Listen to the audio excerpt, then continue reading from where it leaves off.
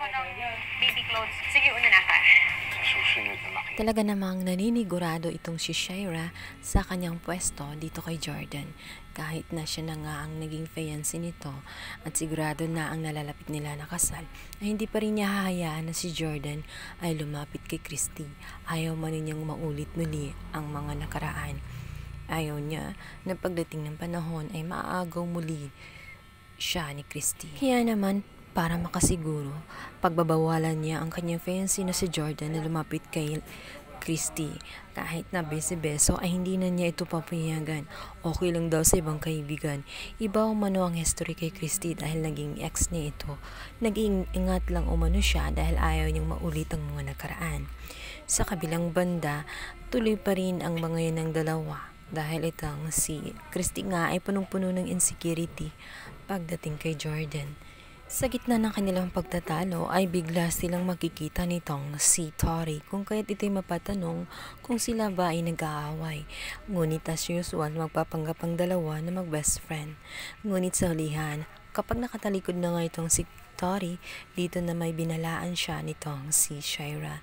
Nasa susunod umano na pag mamaldita pa itong si Christy ay hindi na niya kaya na magpanggap.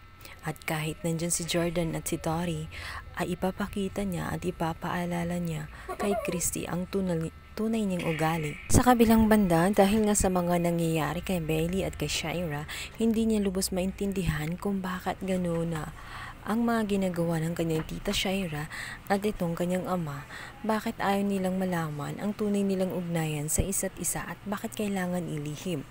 Hindi na maintindihan ni Bailey, lalo't pag tinatanong niya ang kanyang ama ay ayaw nitong sabihin.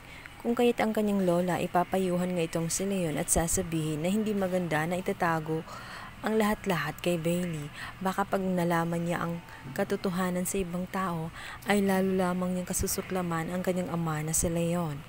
Subalit, ang kinakatakot naman ni Leon ay ayaw niyang sabihin ng totoo dahil ayaw niyang malaman ng kanyang anak na ang kanyang ama na si Leon ay isang halimaw.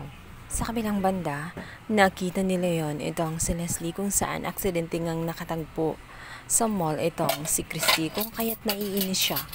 Binalaan niya itong si Leslie na sa oras na magsasalita siya at sa oras na makita pa niya itong si Leslie nakaharap nga itong si Christy ay tatanggalan umano siya ng dila at ipapakain sa kanya. Ang sekreto ay gusto niya manatiling sekreto at wala ni isang makakaalam. Sa kabilang banda, isang aksidente ang magbabago sa kanilang istorya sa buhay. Sapagkat ito ngang si Jordan ay maaaksidente.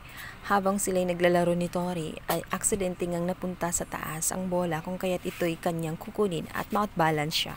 Ano kaya ang mangyayari kay Jordan matapos yung maaksidente? Mawawala kaya ang kanyang memorya? At mananatili na lang ang memorya niya kay Christy?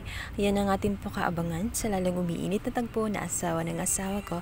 Please don't forget to like and subscribe my YouTube channel. Thank you so much guys. God bless. Bye!